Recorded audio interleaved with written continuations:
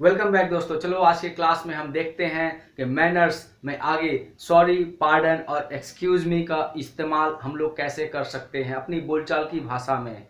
अभी साधारण बोलचाल की भाषा में एक्चुअली में सॉरी को एक रीति रिवाज के रूप में बना लिया गया है। हर एक काम में अधिकतर ऐसा देखा जाता है, किसी से किसी का शरीर टच हो गया, कोई मिस्टेक हो गई, कहीं धक्का लग गया, कहीं ठेस लग गई, कुछ पड़ गया, कुछ गिर गया या कुछ भी एनीथिंग, तो हर एक वक्त पर हर एक ओकेजन पर इंग्लिश में सॉरी बोलने का एक रिवाज बन चुका है। लेकिन वास्तव में सॉरी कब और कैसे बोला जाए इसे हम अभी देख लेते हैं कि वास्तव में सॉरी होता क्या है और सॉरी हमें कब बोलना सही होगा।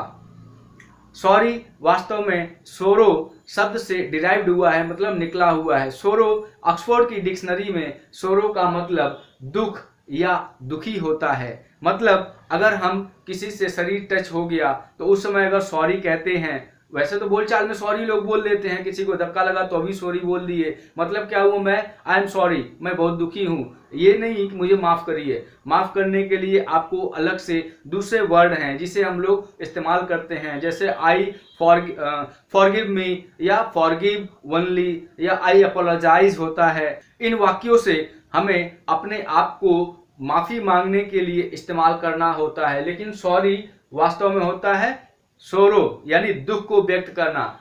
सॉरी एक्चुअल में कब होता है, अधिकतर हम लोगों ने देखा होगा फिल्म में, सिनेमा में या कभी भी रियल लाइफ में कभी कभार ऐसे होता है कि जब डॉक्टर ऑपरेशन थिएटर से बाहर निकलता है तो वो डॉक्टर जो होता है वो लोगों को कहता है I am sorry, the patient is no more और ही और सी इज नो मोर। मतलब क्या हुआ कि डॉक्टर ये नहीं कहता कि मुझे माफ कर दीजिए, डॉक्टर ये कहता है कि मुझे बहुत दुख के साथ कहना पड़ रहा है या मुझे बहुत दुख है। वैसे ही बहुत सारे फिल्मों में भी आपने ये कहते हुए सुना होगा कि जब हीरो या हीरोइन उस अपने हीरो या हीरो से पूछता है उसके मम्मी या पापा या पेरेंट्स के बारे में और वो कहता है कि नहीं वो अब इस दुनिया में नहीं है, तो उस समय हीरो या हीरोइन जवाब में कहता है आई एम सॉरी।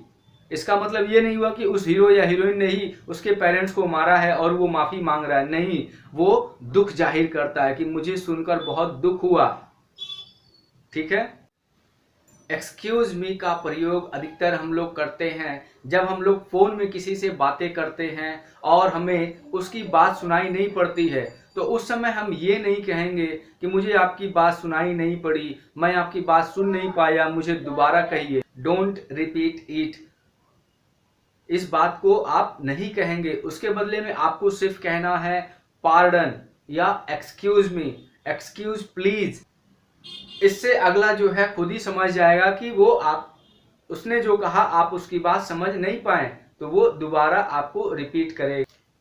जब हम लोग रास्ता चलते हैं और हमारे रास्ते में दो चार लोग आपस में खड़े होकर बातें कर रहे हैं और हमारे पास जाने के लिए रास्ता नहीं है, तो हमें रास्ता मांगने के लिए, पास उनके बीच से गुजरने के लिए, उनसे पास मांगने के लिए उस टाइम हमें कहना होगा एक्सक्यूज मी। एक्सक्यूज मी वहां पे हम लोग इस्तेमाल कर सकते हैं। जब हमें किसी का ध्यान अपनी ओर आकर्षित करना है तो उस समय भी हम कहेंगे एक्सक्यूज मी। तो एक्सक्यूज मी का प्रयोग इन सब स्थानों पे हम लोग कर सकते हैं।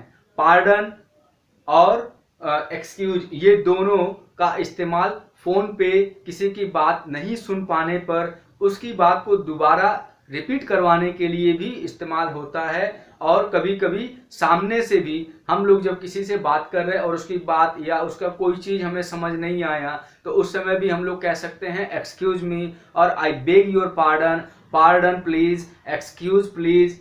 ठीक है, इन सब वर्ड का हम लोग इस्तेमाल करते हैं।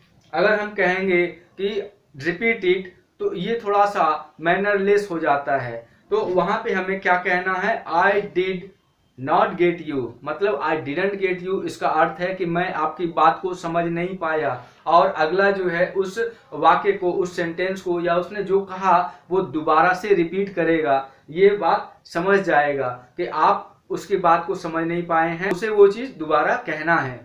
जिंदगी में अगर आप आगे बढ़ना चाहते हैं तो उड़ने का कोशिश करिए, अगर आप उड़ नहीं सकते हैं तो दौड़ने का कोशिश करिए, लेकिन अगर आप दौड़ भी नहीं पाते हैं तो कम से कम रेंगने का तो कोशिश करिए। क्योंकि अगर आप एक जगह ठहर जाएंगे तो तो जिंदगी खत्म हो जाएगी। जिंदगी का नाम तो सिर्फ चलते रहना है। वैसे ही जब आप इंग्लिश सीखना चाहते हैं तो आपको एक बार में ही बड़ी बड़ी मोटी मोटी किताबें पढ़ने की आवश्यकता नहीं है। एक बार में ही आपको परेशान होने की आवश्यकता नहीं है। छोटी छोटी ये छोटे छोटे टिप्स आपको याद करने हैं, समझने हैं, अपने दिमाग के अंदर अपने भेजे में घुसा लेने हैं, ताकि आप हमेशा अच्छा स्पीकर बन सकें, अच्छा इंग्लिश बोल सकें। इन सब छोटे छोटे सेंटेंसेस को आप याद कर लीजिए, अच्छे तरीके से समझ लीजिए, ताकि आप इसका सही से उपयोग कर पाएं।